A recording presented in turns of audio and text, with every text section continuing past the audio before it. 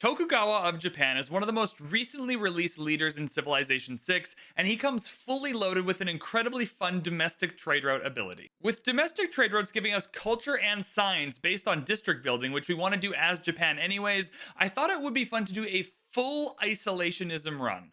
That means no AI interaction whatsoever, no international trade routes, no trading of any kind, no friendships or alliances, no wars, no delegations, no open borders. I think you get the point.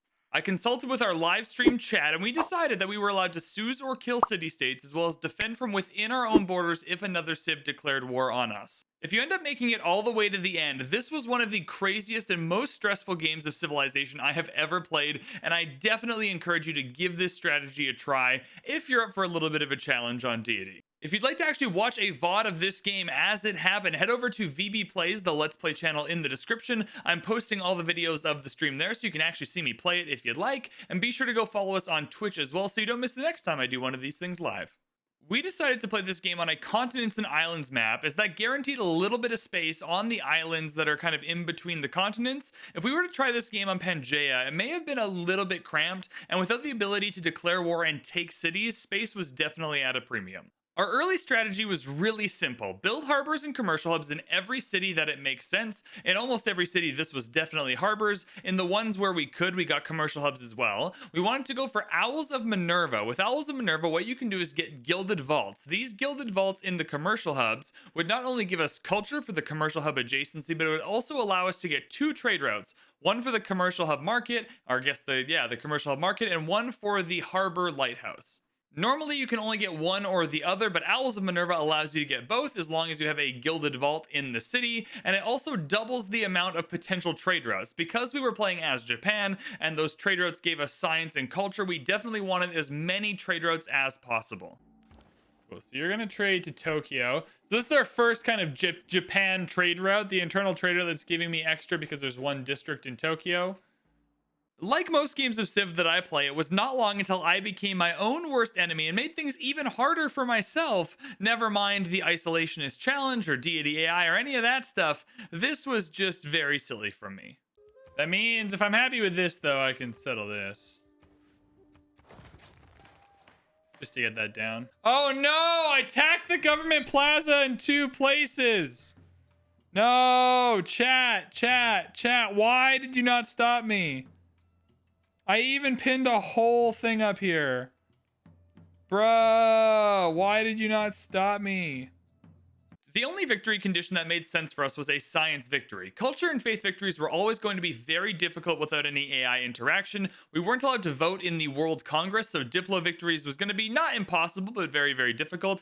And as tempting as it was during the game, domination victory was definitely the most illegal of all the options. A science victory you can kind of do by yourself without a ton of AI interaction as long as you've got everything within your empire. And so we thought that was going to be the best for us, and that is the victory condition we started going for early on. On deity, you are always terrified of who your neighbors are going to be, and we were not happy when we saw our nearest neighbor was Babylon. Babylon is problematic for a few reasons. Not only is he going to have a huge early science lead because he kind of finishes techs as he goes along, however, finishing all those techs by just getting the boost means he pushes the era forward earlier than would normally happen in a game of Civ, and on deity it already happens really quickly. This was going to make it hard to get those standard and golden ages we needed. We specifically needed one golden age early on that turned our harbor and commercial hub adjacencies into science so that we had a little bit of early game science before we could build campuses, and just seeing Babylon was terrifying. Thankfully, we did have this nice little mountain range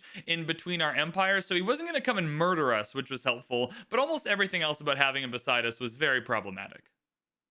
As we scouted and revealed the map, we ended up being completely isolated on our own continent. No matter how far west we went, it seemed that we were doomed to be stuck on Arctica forever. While I normally wouldn't mind being on my own continent, it was creating quite a problem with amenities. We only have 4 available luxury resources on our continent to pick up. This was helped a little bit because the ocean can sometimes add whales or amber or pearls or those types of things, but not a ton of luxury resources. And our strategy of settling as many cities as possible meant all of these luxury resources, all of the amenities they give, were being spread really thin. This is also a problem because I can't trade my duplicates with the AI to acquire some of their luxuries that they have, and so it was very, very difficult to keep our entire population happy. Keeping our population happy is obviously very important because if they are unhappy, we get reduced yields. This is not at all ideal in this kind of game. If we can even turn it around though and get them to be ecstatic or happy or whatever the happy tiers are, we'll get bonus yields, which is great. Getting bonus gold, science, and culture, and faith even would be very, very helpful for us this game. We came up with a few creative strategies to combat this issue. In the earlier parts of the game, we grabbed the Colosseum, which is always a great pickup for amenities. You do have to be quick though, because the AI will also gun for the Colosseum. Using great engineers can be very helpful for that. Zanzibar was also on the map, and we tried our best to keep that suzerain for the amenities it gives, so that was a bit of a challenge. We did lose it quite a bit during the game, but we were able to keep it for a good portion of it, which was very helpful. Eventually, we grabbed the hero Maui as well and use his ability to put some luxury resources on our continent. That wasn't part of our strategy going into the game. That's just something we kind of discovered as Maui became an option for us, and it was super helpful to have him.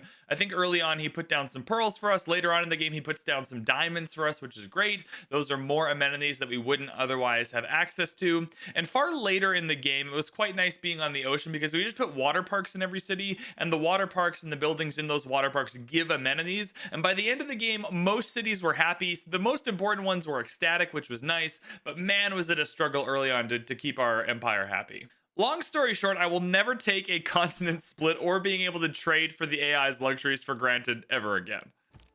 Yes! Oh, I almost wet myself trying to see if we get that. I was terrified. Oh, what a wonder for us. It's going to solve a lot of our amenities problems. Our trade strategy kind of evolved over this game as well. We decided to make Nagoya a hub for trade. Using Magnus's ability that gives food to trade routes coming into the city, we were able to give most of the cities in our empire an extra +2 food early on for trading with Nagoya. This also gave us a hub, a city to target as the city to build as many districts as possible. Since we had so many districts or so many trade routes going to Nagoya anyway, we wanted to make sure that not only were they getting the food, they were getting extra science and culture as well. We want to trade to Nagoya because Nagoya, it has the extra food. So where needs to grow? Yokohama needs to grow. We're going to trade Yokohama to Nagoya, and this will be our first kind of Magnus-y trade route, right? So Magnus has surplus logistics.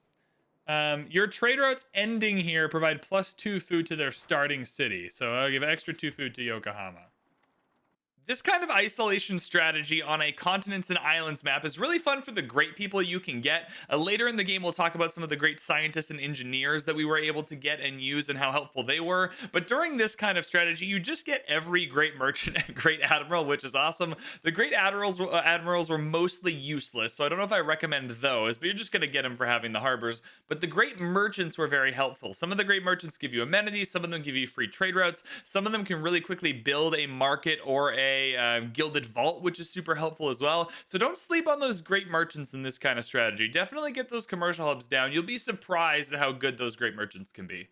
And other than the Colosseum for amenities, there was a few other wonders we targeted throughout the game. The one that's happening kind of early to mid-game, though, that was really important for us to get is the Colossus. The Colossus is really easy for us to get on a map like this where we have tons of harbors. The Colossus also gives you a free trade route, among other things, and just getting that free trade route is a pretty permanent free route that's just giving us food, it's giving us science, it's giving us culture, it's helping boost those yields, so the Colossus was very helpful for us.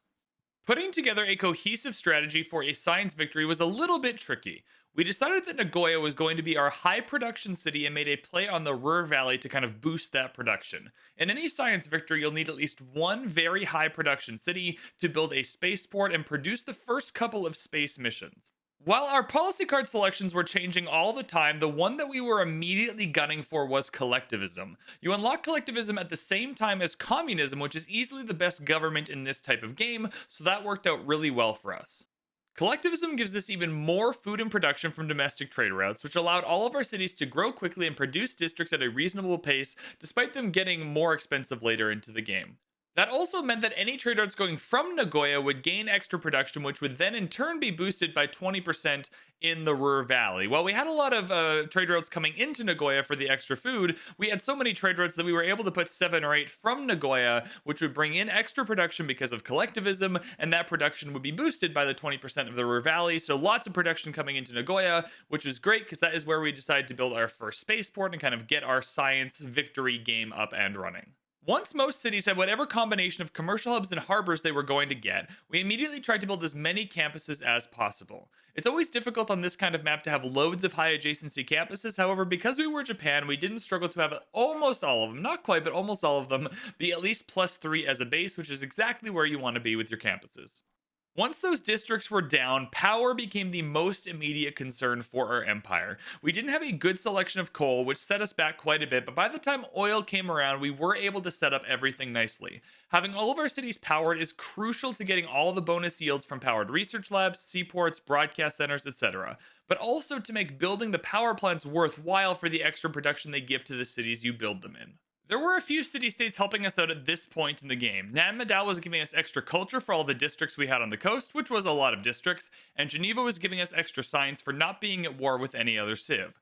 We also decided to build Kilwa Kisawani to get as many bonuses from these suzerain ships as possible. Eventually, we realized that Babylon was also going for a science victory and was way ahead of us, and that we needed to hurry up and be as quick as possible to win the game.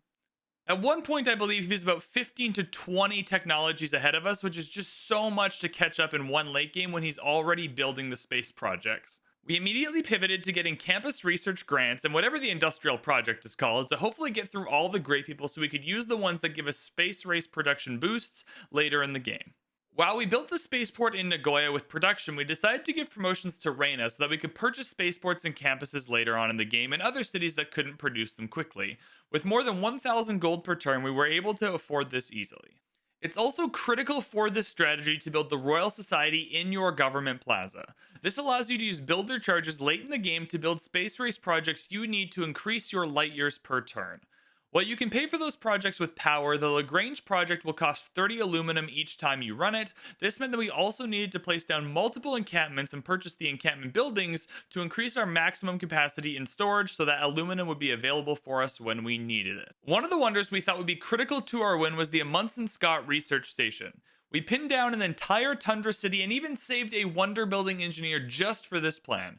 Amundsen Scott would give us a huge boost to our science and get us to the end of the tech tree faster than Babylon, except oil spawned on our only available tile and we cried forever. And you know what? At this point, we really did contemplate losing this game. Babylon was really far ahead. Okay, let's read that carefully.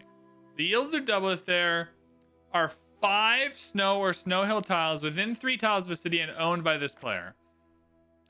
So if I settled over here, if I settled right here, somehow managed to build a campus right here, chop it out, then built a Munson Scott here,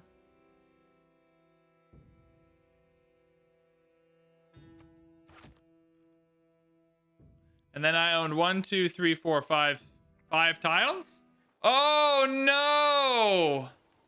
There's oil on our Munson Scott. Oh, we're not getting a Munson Scott now.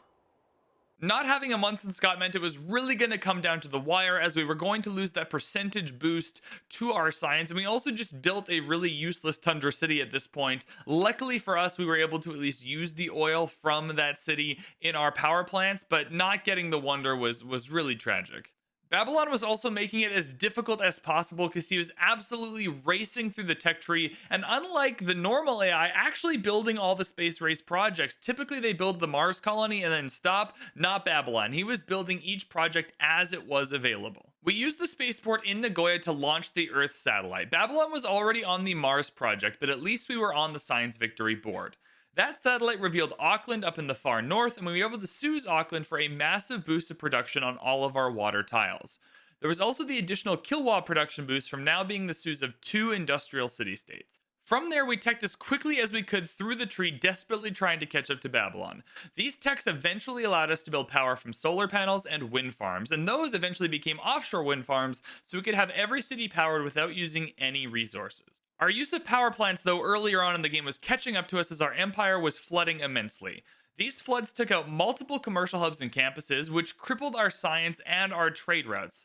We ended up having to spam military engineers in Nagoya just to frantically build flood barriers in all those cities and repair those districts as quickly as possible. Let's really quickly convert and then fix all that stuff. Okay, that's good. That's good. That's good. That's good. We fixed this city. We're going to have to go through and fix all these ones really fast with engineers, though. By the time we finished the moon landing and Mars colony, we had acquired the scientists and engineers that give us a boost to space race production. The problem was that Babylon was already producing the exoplanet expedition, and we were on the clock in a race against time. We had about 50 turns left before he won. While we were waiting to tech through to the exoplanet expedition and then the projects afterwards, we used Reyna to purchase a couple spaceports in a few other cities. This would allow us to run 3 Lagrange projects at the same time once we unlocked them at the end of the tech tree. Once we unlocked it, we used a great scientist to instantly finish the exoplanet expedition, which meant we were counting down at 1 light year per turn to the 50 we needed for victory.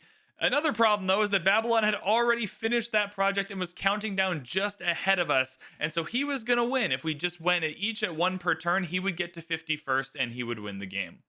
We frantically did everything we could to eke out even just 1 more science per turn to get to the Lagrange projects. We purchased and built campuses, purchased all the buildings, and eventually made it to around 1,500 science per turn. This was lower than the 2,000 that usually gets 1 turn to all the late game techs, but it was good enough for us, and we were able to get to the end of the tech tree moderately quickly. All right, that's a huge production boost for us. Huge production boost for us, and 5% more science. 1423, come on, come on, come on. Chat, are you even stressed? Are you even, like, feeling it right now? Am I the only one who's freaking out? Hammurabi hit the exoplanet before us, and I'm too scared to look to see if he ran projects. He's at 2. He's at 2, but we're at 4. Oh my god! I hate this. Okay. We unlocked the Lagrange projects and immediately used our Royal Society ability to sacrifice builders into the void and complete those projects faster. We also had a great engineer that was able to build 2 projects right off the bat and get us to 3 light years per turn. Over the next few turns, we kept spamming projects until we reached 8 light years per turn. We had run out of aluminum, but we used power. We had lots of power from the offshore wind farms, so we had that power to use, and that worked out fine. We overtook Babylon in light years per turn just a few turns away from victory and managed to steal it from him. He had even begun building projects and was on 2 light years per turn, so if we had just left the game, he would have got to 50 pretty quickly. Overall, this game was really fun and far more challenging and stressful than I expected. You don't really realize how much you rely on the AI trading and open borders and World Congress and all that until you can't use them. What I would say, though, is that Tokugawa is an amazing leader, and his trade route bonuses synergize seamlessly with his district building to create a leader that can really, honestly, easily win you games on deity. I think Tokugawa is at least in the A tier. He's incredible. I'm still reeling and stressed out from almost losing this game, but I really do hope you enjoyed this video. This is a new kind of style for me to narrate over the game, so we'll see how that goes. Be sure to subscribe to the channel, hit the like button, all that stuff, and if you want to actually watch me play this game, head over to the VB Plays channel in the description. There are other links in the description as well. We have a Twitter account, we have a Discord server that I'd love for you to be a part of, so just check out all the links in the description and kind of pick which ones you want to interact with and go from there. And you'll find that Team VB has a very fun community for you to be a part of. Thank you so much for watching. I appreciate your time today. Let me know in the comments what you thought of the video, what you think of Tokugawa, whether you liked this kind of style of narrating over the gameplay. I'll see you next time. I appreciate you watching this video. Thank you so much for watching.